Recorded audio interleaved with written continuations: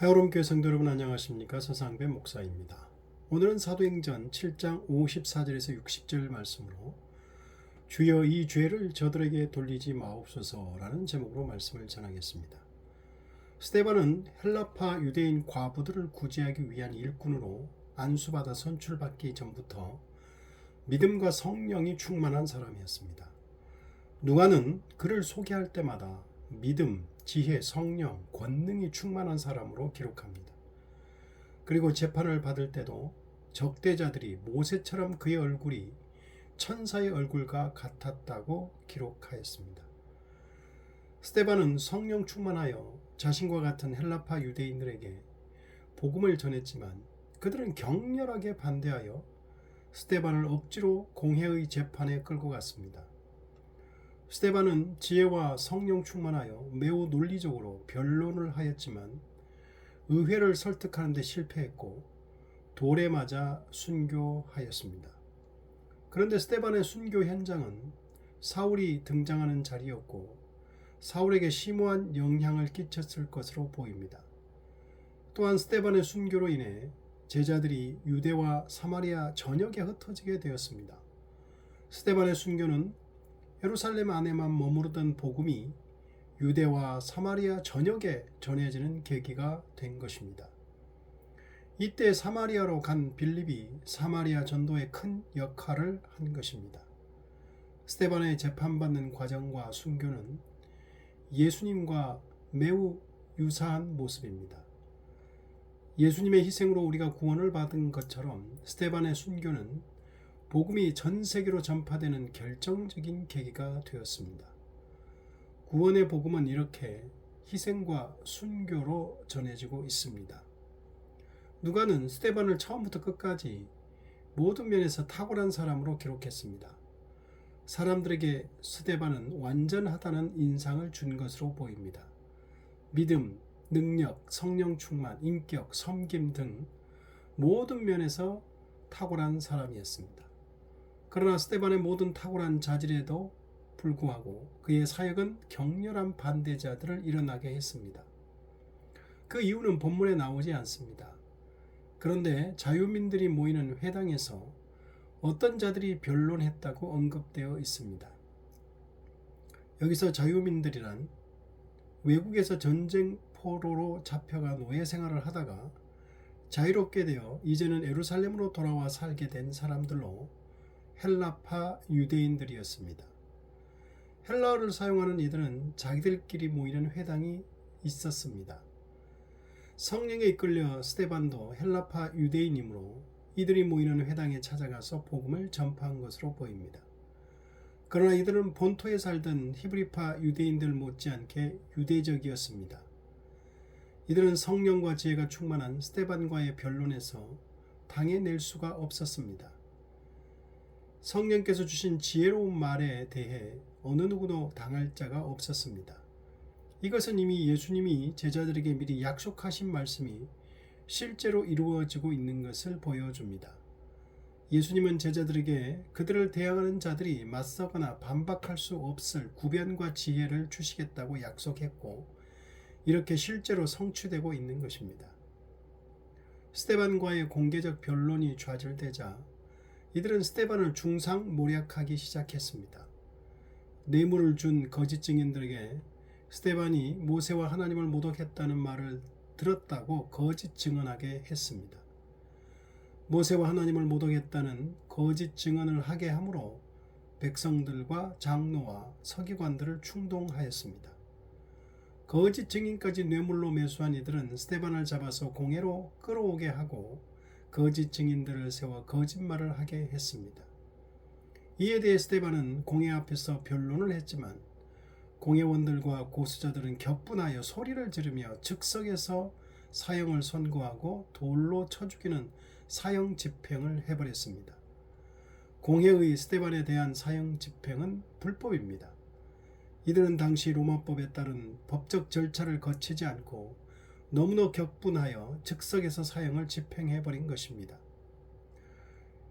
그들이 큰 소리를 지른 것은 스데반의 말을 더 이상 듣지 않겠다는 의미와 함께 그들의 감정이 얼마나 고조되어 있었는지를 보여주는 것입니다.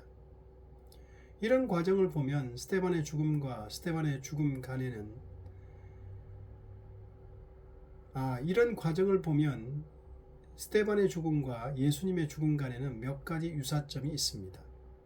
두 경우 모두 뇌물로 매수된 거짓 증인이 있었다는 것입니다. 두 번째로 죄명이 신성모독죄입니다. 그리고 세 번째, 두 분 모두 처형될 때 자신들을 처형하는 사람들을 용서해달라고 기도했다는 것입니다. 그리고 두 분 모두 자신들의 영혼을 받아달라고 기도했습니다. 사도행전 7장 59절, 그들이 돌로 스데반을 치니 스데반이 부르짖어 이르되 주 예수여 내 영혼을 받으시옵소서 하고 무릎을 꿇고 크게 불러 이르되 주여 이 죄를 그들에게 돌리지 마옵소서 이 말을 하고 자니라. 누가복음 23장 34절에도 이에 예수께서 이르시되 아버지 저들을 사하여 주옵소서 자기들이 하는 것을 알지 못함이니이다 하시더라. 누가복음 23장 46절 예수께서 큰 소리로 불러 이르시되 아버지 내 영혼을 아버지 손에 부탁하나이다 하고 이 말씀을 하신 후 숨지시니라. 이렇게 예수님의 제자인 스데반은 삶 속에서도 믿음으로도 인격으로도 신앙으로도 죽는 순간에도 자신의 스승인 예수님의 모습을 보여주고 있습니다. 우리의 모습이 우리 주 예수 그리스도의 성숙한 분량에 이르기를 바랍니다. 그러나 저는 아직도 고통스러운 일이 발생하거나 질병에 시달리거나 극심한 스트레스를 받을 때 스데반 같은 모습이 전혀 나오지 않아서 안타깝습니다. 저의 인간적인 연약함이 그대로 드러나 후회할 때가 많습니다. 불안해하고 절망하고 고통스러워하고 속상해하고 화가 나고 괴로워합니다. 그런데 이런 연약함은 제 스스로 극복할 수 있는 것이 아니라고 여겨집니다. 오직 성령 충만한 은혜가 저에게 가득 부어질 때 스데반처럼 자연스럽게 나오는 모습이라고 생각합니다. 말씀 보면서 이것을 깨닫고 그러한 은혜가 제게 부어지기를 기도할 뿐입니다. 신약 성경의 모든 저자들과 기록들이 한결같이 우리를 구원한 우리 주 예수 그리스도를 본받아야 한다고 합니다. 에베소 4장 13절 우리가 다 하나님의 아들을 믿는 것과 아는 일에 하나가 되어 온전한 사람을 이루어 그리스도의 장성한 분량이 충만한 데까지 이르리니 빌립보서 2장 5절 너희 안에 이 마음을 품으라 곧 그리스도 예수의 마음이니. 사도 바울은 고린도 교회 성도들을 책망하면서 이렇게 말합니다.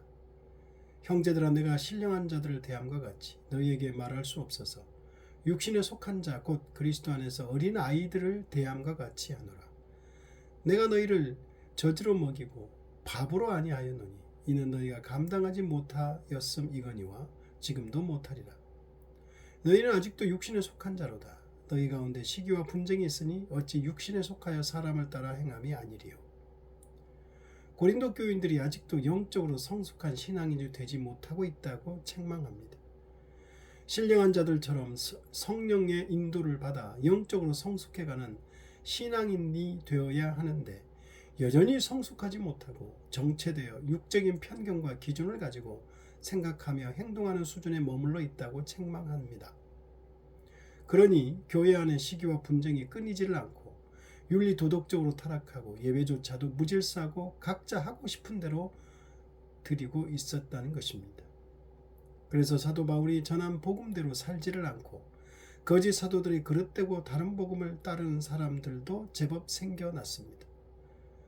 거짓 사도들의 중상모략으로 바울의 사도성까지 의심하였습니다. 이에 사도 바울은 부득불 자신이 사도임을 변증하기 위해 셋째 하늘에 들려 올라간 신비한 영적 체험과 자신이 복음을 위해 얼마나 수고하고 고난받은 구체적인 일들까지 언급해야 했습니다. 교회와 성도들이 그리스도의 장성한 분량에 이르지 못하고 어린아이의 수준에 머물러 있는 것을 매우 염려하여 책망하는 사도 바울의 음성이 하나님 아버지의 뜻임을 알고 성령과 말씀의 인도하심을 따라 자라가야 할 것입니다. 누가는 스데반이 누구인가를 자세하게 언급하지 않습니다. 어디서 태어났고 부모님은 누구고 어디서 자랐는지 누구에게 배웠는지 가문은 어떤 가문인지 전혀 언급이 없습니다. 스데반에 대한 내용은 그가 구제를 위한 일꾼으로 선출되고 복음을 전파하다가 공회에서 불의하게 재판을 받고 즉석에서 돌에 맞아 순교하는 것이 전부입니다. 이것을 통해 저는 스데반은 특별한 사람이 아니라 일반적인 사람이므로 누구든 스데반처럼 살 수 있다는 것을 의미한다고 봅니다. 스데반이 특별한 사람이 아니라 하나님의 은혜로 사울이 사도 바울 된 것처럼 스데반이 순교자 스데반이 된 것입니다. 그리고 스데반을 소개할 때 믿음과 성령이 충만한 사람, 지혜와 은혜, 그리고 권능이 충만한 사람이라고 합니다. 스데반에 대한 모든 내용이 하나님이 주시는 것들입니다. 천사의 얼굴과 같이 빛나는 것도 하나님의 영광과 은혜가 빛나는 것이라고 보아야 합니다. 죽을 때 자신을 돌로 쳐 죽이는 자들에게 죄를 돌리지 말아달라는 기도를 하는 것도 성령의 감동이 아니고서 가능한 일이겠습니까? 사도 중에 사도인 바울도 이렇게 고백합니다. 그러나 내가 나된 것은 하나님의 은혜로 된 것이니 내게 주신 그의 은혜가 헛되지 아니하여 내가 모든 사도보다 더 많이 수고하였으나 내가 한 것이 아니요 오직 나와 함께 하신 하나님의 은혜로라. 우리를 부르신 이도 하나님이십니다. 우리가 부르심을 받아 구원을 얻은 것도 전적인 하나님의 역사입니다. 성령이 아니고서는 예수님을 구주로 고백할 수 없다고 말씀하셨습니다. 우리가 믿음과 성령에 충만할 수 있는 것도 성령님의 전적인 감동하심입니다.